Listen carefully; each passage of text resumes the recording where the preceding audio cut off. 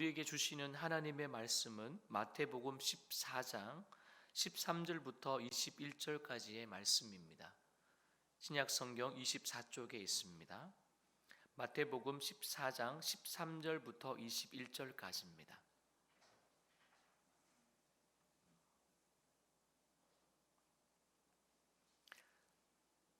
함께 읽도록 하겠습니다. 예수께서 들으시고 배를 타고 떠나사 따로 빈들에 가시니 무리가 듣고 여러 고을로부터 걸어서 따라간지라. 예수께서 나오사 큰 무리를 보시고 불쌍히 여기사 그 중에 있는 병자를 고쳐 주시니라. 저녁이 되며 제자들이 나와 이르되 이곳은 빈들이요 때도 이미 저물었으니 무리를 보내어 마을에 들어가 먹을 것을 사 먹게 하소서. 예수께서 이르시되 갈 것이 없다. 너희가 먹을 것을 주라. 제자들이 이르되 여기 우리에게 있는 것은 떡 5개와 물고기 2마리 뿐이니이다. 이르시되 그것을 내게 가져오라 하시고 무리를 명하여 잔디 위에 앉히시고 떡 5개와 물고기 2마리를 가지사 하늘을 우러러 축사하시고 떡을 떼어 제자들에게 주시매 제자들이 무리에게 주니 다 배불리 먹고 남은 조각을 12바구니에 차게 거두었으며 먹은 사람은 여자와 어린이 외에 5,000명이나 되었더라. 아멘. 오늘 본문을 보면서 저는 기도구를 이렇게 정해 보았습니다. 상황에 따라 역사하시는 하나님. 상황에 따라 역사하시는 하나님. 여러분 인터넷 뉴스를 보면요, 안타까운 소식들을 접하게 되어집니다. 한순간의 교통사고로 사랑하는 가족을 보낸 사연, 또한 생활고로 인한 극단적인 선택, 또한 갑자기 찾아온 질병으로 인한 무너진 생활 등 주변에는 우리들의 마음을 무겁게 하는 일들이 참으로 많은 것 같습니다. 여러분 오늘 본문을 보면 예수님은 요한의 죽음에 대한 소식을 듣게 되죠. 앞절 12절에 보니까요, 요한의 제자들이 와서 시체를 가져다가 장사하고 가서 예수께 아뢰니라. 그리고 오늘 13절에 보니 그것을 예수께서 들으시고 라고 되어 있습니다. 여러분 그 내용은 당연히 요한의 참수와 장사에 관한 내용이었습니다. 여러분 알다시피 갈릴리 지역에 분부한 그 헤롯의 행동에 요한은 어떻게 하였습니까? 그 행동이 잘못되었다라고 지적을 하였습니다. 그로 인해 그는 옥에 결박이 되었습니다. 이후에 연회장에서 말도 안 되는 상황이 벌어졌더라고요. 여러분 성경 읽어보셨죠? 말도 안 되는 상황이 벌어집니다. 헤로디아의 딸의 제안으로 인하여서 그 요한은 아주 비참하게 최후를 맞이하게 됩니다. 이 사건과 이 상황의 이야기를 들었던 예수님은 충분히 분을 냈을 수도 있는데 우리가 성경에 나오는 것처럼 뱀처럼 지혜롭게 헤롯의 그 광기를 피해야 될 때다라고 생각하시면서 예수님은 참으신 것 같습니다. 그리고는 배를 타고 따로 빈들로 그는 가십니다. 여기서 빈들을 보니까 누가복음에서는 우리가 베세다라고 되어 있더라고요. 그 근처라고. 여러분 이 행동은요, 어떻게 보면 헤롯의 이목을 피하려고 물러가신 것처럼 보이지만 여러분 그것이 아닌 것 같습니다. 요한의 죽음이 얘기된 것처럼 또한 자신에게 닥쳐올, 예수님에게도 닥쳐올 앞으로의 그 순환을 준비하며 기도하는 시간을 갖기 위해서였을 것입니다. 여러분 그런데도 불구하고 그 예수님의 동선에 민감하게 행동하는 이들이 본문에 있었습니다. 예수님이 움직일 때마다 민감한 무리들, 딱 이렇게 나오더라고요. 성경에 보니까 따라온 누구라고요? 무리라고 되어 있습니다. 따라온 무리. 여러분 외딴 광야에까지 자신을 따라온 그 무리를 예수님께서는 어떻게 하셨습니까? 불쌍히 여기시고, 그리고 그 중에는 병든 자들도 있었습니다. 그런 자들도 고쳐주셨습니다. 성도 여러분, 예수님은 우리들의 그 필요를 먼저 아시는 분이십니다. 그렇습니까? 이번에 청년 우리 수련회를 이 가까운 호평에 있는 그 천마산 기도원에서 하였습니다. 1박 2일로 진행되었고 그 저녁 청년들과 집회를 하면서 설교의 마지막에 제가 이렇게 그들에게 도전을 주었습니다. 여러분 CCC 고 김준곤 목사님께서 백문일답 예수 그리스도, 모든 질문의 답은 예수 그리스도. 100가지를 다 하면 청년들이 아마 잘 것 같아서 그 가운데 10가지를 가지고 그 청년들에게 이야기하였습니다. 그 중에 하나가 오늘 나오는 예수님은 우리들의 피로를 먼저 채워주시는 분이십니까? 그분이 누구십니까? 하였을 때 청년들은 예수 그리스도라고 입으로 고백한 청년들도 있고 마음으로 고백한 청년들도 있습니다. 사랑하는 성도 여러분, 나보다 나를 더 잘 아시는 분이 누구십니까? 예수님이시죠. 또한 내가 더 알고자 하는 분이 누구십니까? 예수님입니다.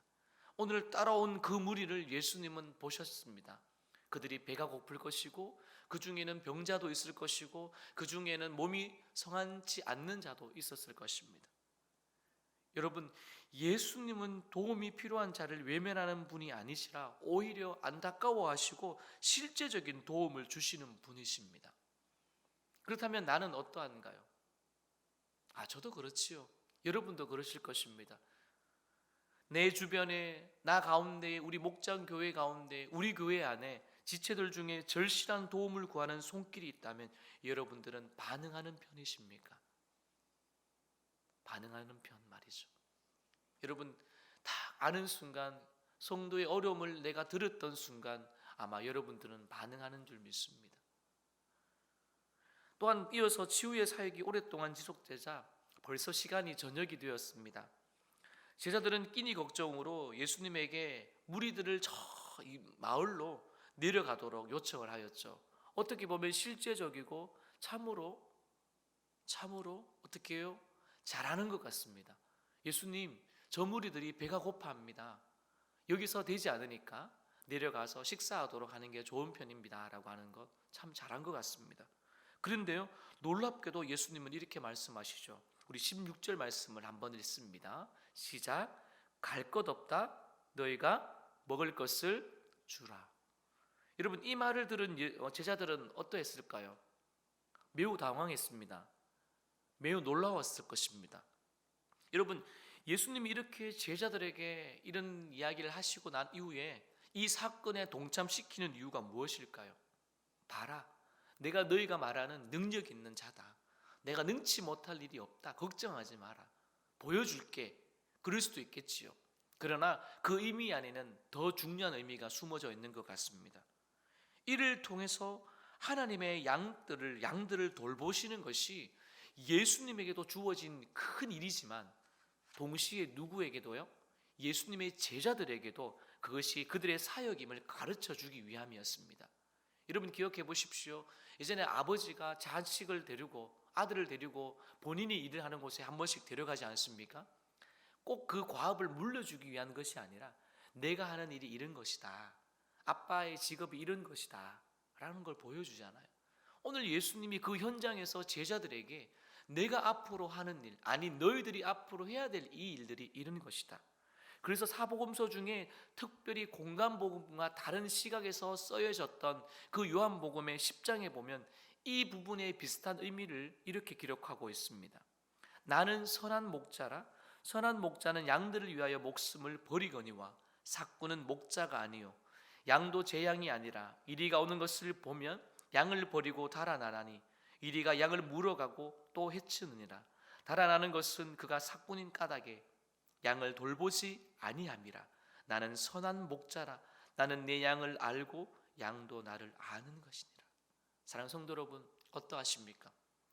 예수님이 그랬던 것처럼 우리도 그래야 될 줄 믿습니다. 우리 지체들 중에, 우리 성도들 중에 우리가 아이들까지라도 어려운 부분이 있다면 도울 수 있는 귀한 저와 여러분이 되어지기를 소망합니다. 또 본문을 보니까요, 계속해서 이제 예수님은 제자들에게 떡 5개와 물고기 2마리를 가져오라 하십니다. 19절을 함께 읽습니다. 19절입니다. 시작. 무리를 명하여 잔디 위에 앉으시고 떡 5개와 물고기 2마리를 가지사 하늘을 우러러 축사하시고 떡을 떼어 제자들에게 주심에 제자들이 무리에게 주니라고 되어 있습니다. 여러분, 예수님은 빈들을 마치 잔치상처럼 생각하신 것 같아요. 무리를 100명씩 때로는 50명씩 앉게 하시고 감사기도를 하였습니다. 그리고는 제자들에게 주시면서 너희들이 그들에게 주어라 라고 말합니다.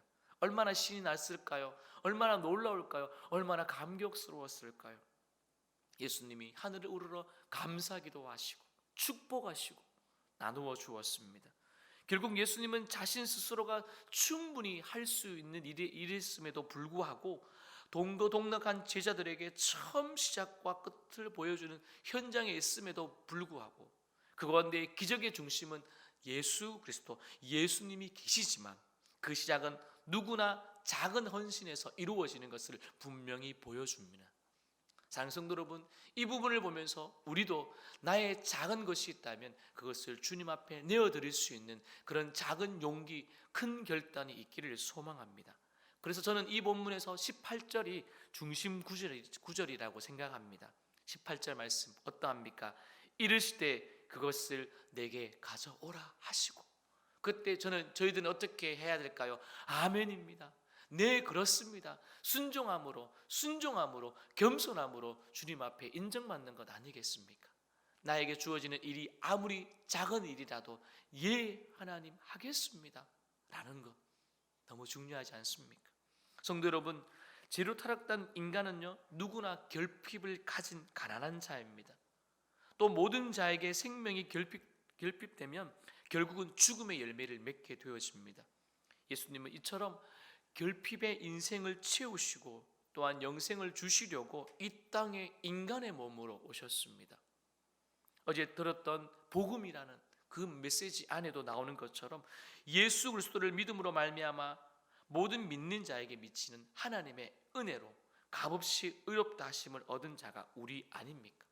그러므로 성도는 예수님의 사랑을 본받아 이웃의 필요를 채워주는 사랑, 그 채워주는 사랑 앞에 먼저 우리가 하나님의 사랑을 충분히 경험하고 이후에 이 사랑의 실천과 섬김을 통해 목장이 든든해지고 아름다워지고 그 목장들이 모여 우리 교회가 더 든든히 서서 하나님의 놀라운 사명들을 감당하기를 소망합니다.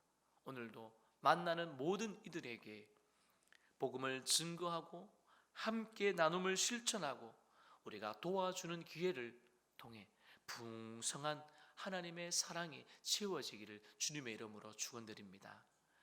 함께 기도하겠습니다.